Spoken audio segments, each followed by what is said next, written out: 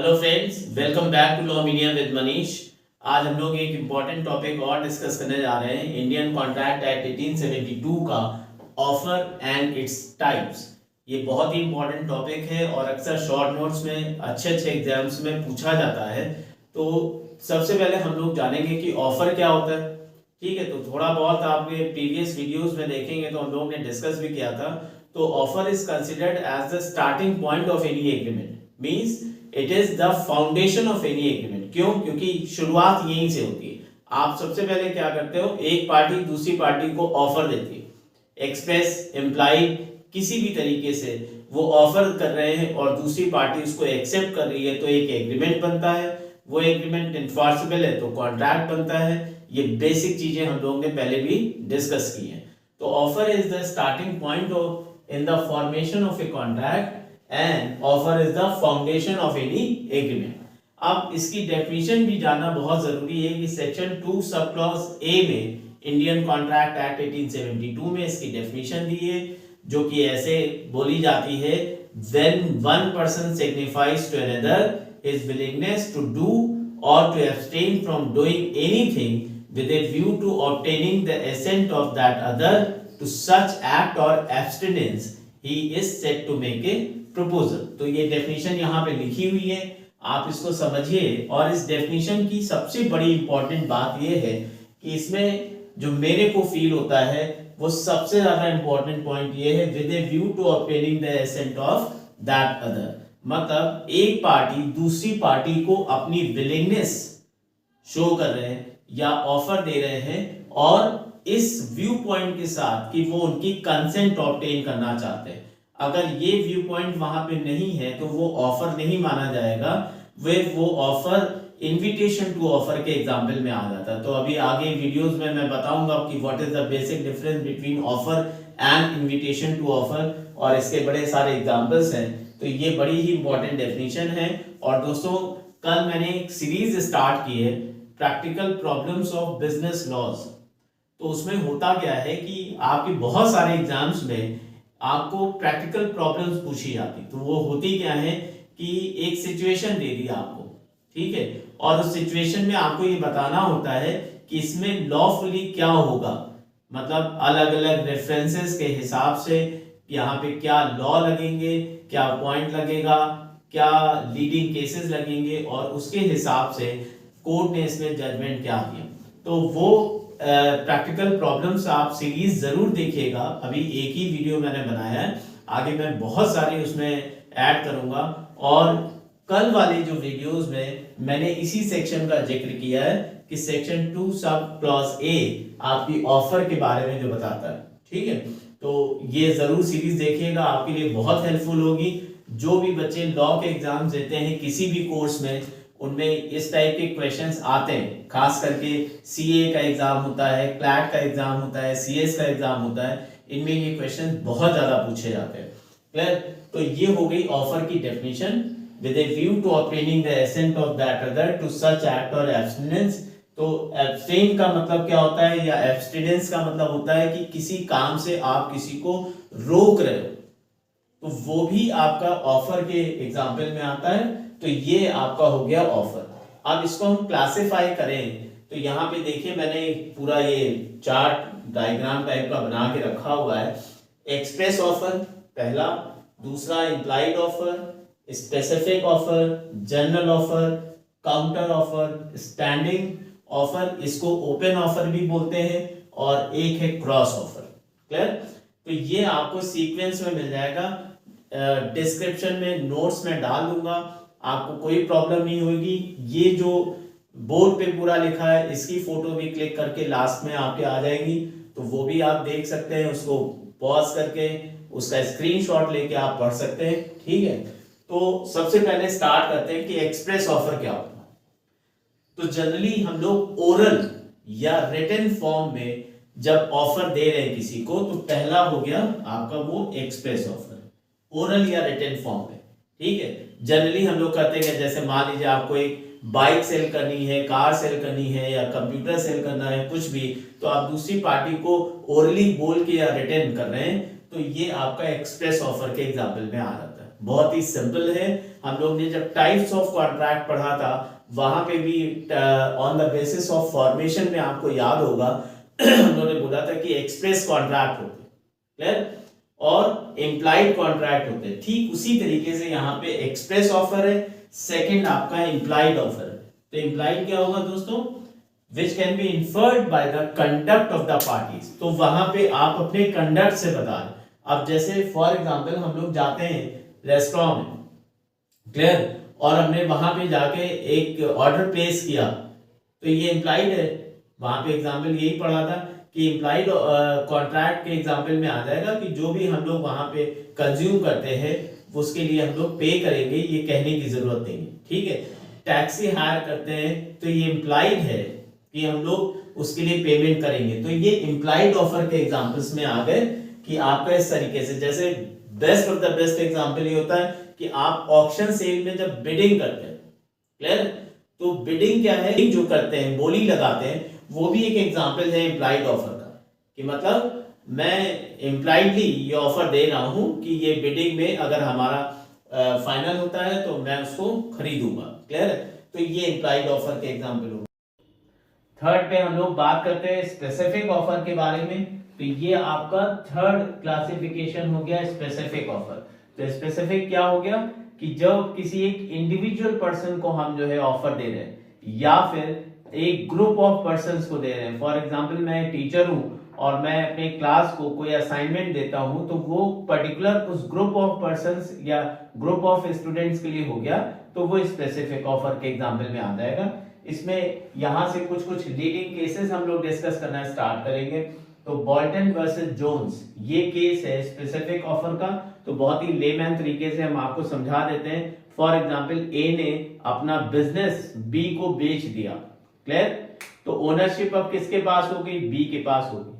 अब ए का कॉन्ट्रैक्ट किसी से चलता था, मान लीजिए कि सी ने ए को कोई ऑर्डर प्लेस किया और वो पर्टिकुलर सप्लाई जो है ए को सी को करनी थी, लेकिन चूंकि अब बिजनेस बी के पास आ चुका है, तो बिजनेस बी ने क्या किया कि बी ने उस ऑर्डर की सप्लाई कर दी सी को, क्लियर। अब यहां पे ये बात सी को नहीं पता थी कि बिजनेस ए ने बी को बेच दिया है, क्लियर, लेकिन बाद में ये बात पता चलती है तो वो जो है डिनाई कर देते पेमेंट के लिए। अब यहाँ पे क्वेश्चन आता है कि ये स्पेसिफिक ऑफर बी के लिए था, नहीं, तो इसलिए वो बाउंड नहीं थे उसको एक्सेप्ट करने के लिए और पेमेंट करने के लिए। तो यहाँ पे ये फैक्ट्स जरा आप बोल्टन वर्सेस जोन्स का पढ़ेंगे तो आपको समझ में आ जाएगा कि स्पेसिफिक ऑफर के केस में होता क्या है कि जिस पर्सन को वो ऑफर दिया गया वही उसको एक्सेप्ट कर रहा है तो वो स्पेसिफिक होगा, अदरवाइज वो बाउंड नहीं है, क्लियर है। तो क्रक्स ये है कि आप स्पेसिफिकली जिसको ये ऑफर दे रहे हैं वही उसको एक्सेप्ट कर रहा है तो ये वैलिड होगा, अदरवाइज नहीं होगा, क्लियर। तो ये हो गया स्पेसिफिक ऑफर का एग्जांपल। और उसके बाद हम लोग जनरल ऑफर के बारे में बात करते हैं। तो फोर्थ आपका हो गया general offer, clear, which is made to the public at large. अब यहाँ पे एन नंबर ऑफ एग्जांपल्स है। कंपनी शेयर इश्यू करती है, जनरल ऑफर का एग्जांपल हो गया। आपके न्यूज़पेपर में बहुत सारे एडवर्टीजमेंट निकलते हैं, मैट्रिमोनियल में एडवर्टीजमेंट निकलते हैं, ऐसे बहुत सारे आपके जो होते हैं वो जनरल ऑफर के एग्जांपल्स होते हैं, clear, which is made to the public at large. और उसमें क्या होता है कि जो भी उस ऑफर को एक्सेप्ट कर है ना, तो वो जो है दोनों पार्टीज के बीच में कॉन्ट्रैक्ट हो सकता है। ये एग्जांपल आपको एक सिंपल देते हैं, एक बड़ा ही लीडिंग और बहुत ही फेमस केस है Carlin versus carbolic smoke ball company. अब इस केस में होता क्या है कि न्यूज़पेपर में एक एडवर्टाइजमेंट निकालती है फार्मास्यूटिकल कंपनी जिसका नाम था carbolic versus smoke ball company. तो कार्बोलिक स्मोक बॉल कंपनी ने एक एडवर्टाइजमेंट निकाला कि जो भी हमारी मेडिसिन को कंज्यूम करता है, clear, as per the prescription direction, और अगर उसके बाद भी उसे इन्फ्लुएंजा हो जाता है, जुकाम बुखार होता है, तो कंपनी उसको 100 पाउंड पे करेगी, क्लियर। ऐसा कुछ करके एक ऑफर निकाला न्यूज़पेपर में। मिसेस कार्लिन जो थी उन्होंने एज पर द एडवर्टाइजमेंट वो मेडिसिन कंज्यूम की और उसके बावजूद भी उनको जो है हेल्थ इश्यूज हो गए। तो उन्होंने क्या किया उन्होंने जो है कंपनी को क्वेश्चन किया कि आपने 100 पाउंड देने के लिए बोला था, तो ये I am entitled for this 100 pound. तो कंपनी ने मना कर दिया ये कह के कि हमारे आपके बीच में कोई कॉन्ट्रैक्ट नहीं हुआ। क्लियर? और इस वजह से we are not bound to pay you $100, 100 pound जो भी था। तो वो जो है मिसेस कार्लिन ने केस फाइल कर दिया कोर्ट में, और कोर्ट ने फिर ये बोला कि ये जनरल ऑफर के एग्जांपल में आता है, और अगर जनरल ऑफर के केस में कोई भी पर्सन उसको आगे आके एक्सेप्ट कर रहा है और परफॉर्म कर रहा है तो आप बाउंड हैं पे करने के लिए। तो यहाँ पे कंपनी को पे करना पड़ा। ठीक, तो ये जनरल ऑफर के एग्जांपल में हो गया। तो स्पेसिफिक और जनरल के बीच में डिफरेंस आपको समझ में आ गया होगा। फिर आता है आपका काउंटर ऑफर। काउंटर ऑफर का अगर बहुत ही लेमैन तरीके से समझे तो एक चीज होती है, हम लोग करते हैं नेगोशिएशन। क्लियर? मोल भाव करते हैं। जैसे बाजार में गए, मार्केट में गए कोई सामान खरीदने, और उसने बोला कि 1000 रुपए का है, तो हम लोग की जनरल आदत होती खास करके फीमेल्स की, वो नेगोशिएट जरूर करते। तो नेगोशिएशन में करते क्या है, उन्होंने कहा 1000 रुपए का प्रोडक्ट है, तो उन्होंने कहा 500 में देंगे। क्लियर? तो इस तरीके से क्या होता है, इसको कहते हैं काउंटर ऑफर। तो ये जो 500 रुपीज उन्होंने बोले, ये हो गया काउंटर। क्लियर? अब जो 1000 का प्रपोजल था वो लैप्स हो गया। अब एक नया ऑफर हमारी तरफ से हो गया कि 500 रुपीज में देंगे, तो उन्होंने कहा नहीं नहीं इतने में नहीं हो पाया। उन्होंने कहा अच्छा एक काम करके 700 में दे दीजिए। अब क्या हुआ कि वो 500 वाला लैप्स हो गया, नया ऑफर आ गया 700 का। ठीक इस तरीके से नेगोशिएशन जो चलता है तो उसमें क्या होता है, जो पुराना है वो लैप्स हो गया, फिर एक नया ऑफर आ गया। अब यहां पे एक बड़ा इंटरेस्टिंग केस है हीट वर्सेस रेंज का। इसमें बहुत सीधा सा था कि 1000 पाउंड में उन्होंने अपना फार्म बेचने के लिए ऑफर दिया। क्लियर? दूसरी पार्टी ने बोला कि नहीं 1000 पाउंड में नहीं 950 में हम इसको जो है खरीदना चाहेंगे। तो क्या हुआ, ये काउंटर ऑफर हो गया। अब वो 1000 पाउंड वाला लैप्स हो गया। ठीक, हुआ क्या कि जो 950 पाउंड का उन्होंने ऑफर दिया वो उन्होंने एक्सेप्ट नहीं किया और वो उन्होंने कैंसिल कर दिया। ठीक, बाद में जो दूसरी पार्टी थी उसने कहा कि ठीक है हम 1000 में करेंगे, लेकिन अब क्या प्रॉब्लम हो गई कि जो 1000 पाउंड वाला ऑफर था वो अब लैप्स हो गया। क्यों? क्योंकि आपने काउंटर ऑफर दे दिया। तो क्या दूसरी पार्टी जिसने 1000 का ओरिजिनली पाउंड का ऑफर दिया था, क्या वो बाउंड है उसको एक्सेप्ट करने के? नहीं। ठीक है, अगर वो उसको रिजेक्ट कर देते हैं तो यहां दूसरी पार्टी कुछ नहीं कर सकती, क्योंकि काउंटर ऑफर के केस में ये जनरली लॉज इस तरीके से कहते हैं कि आप जो है इसको ऐसे एक्सेप्ट नहीं कर सकते। क्लियर? तो ये हो गया एग्जांपल।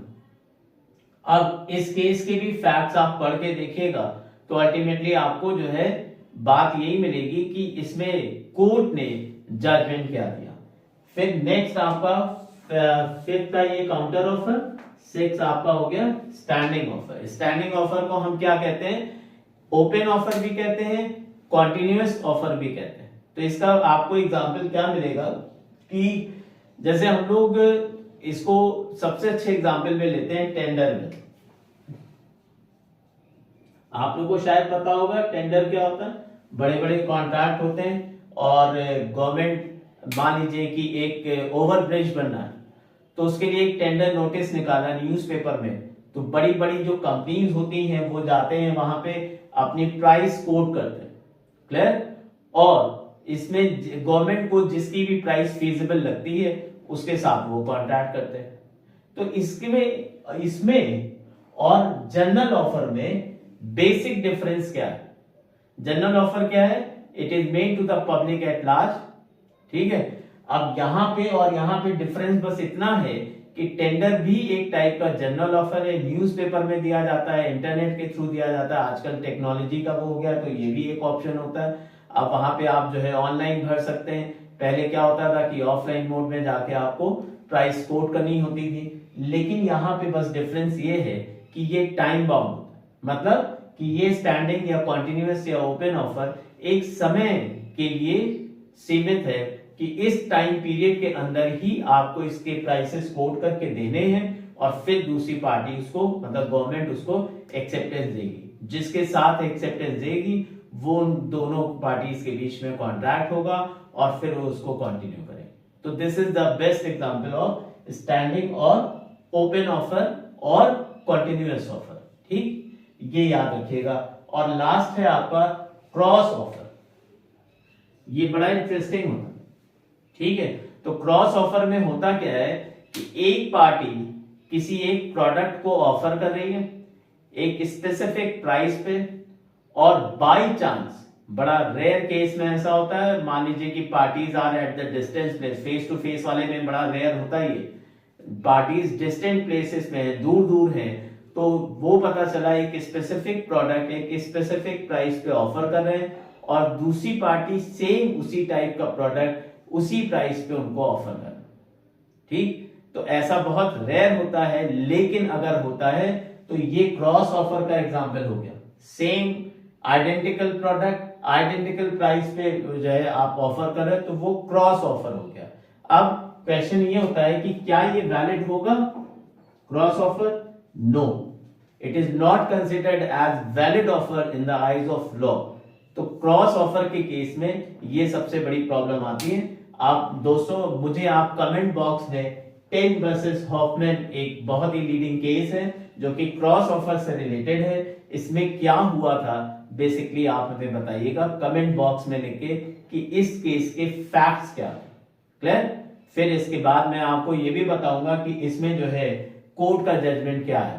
तो ये हम लोग ने पूरा का पूरा क्लासिफिकेशन ऑफ ऑफर किया और आई होप कि आपको समझ में आया होगा और इस पे फीडबैक जरूर दीजिएगा। प्लीज लाइक करिए, शेयर करिए, सब्सक्राइब करिए, कमेंट करिए।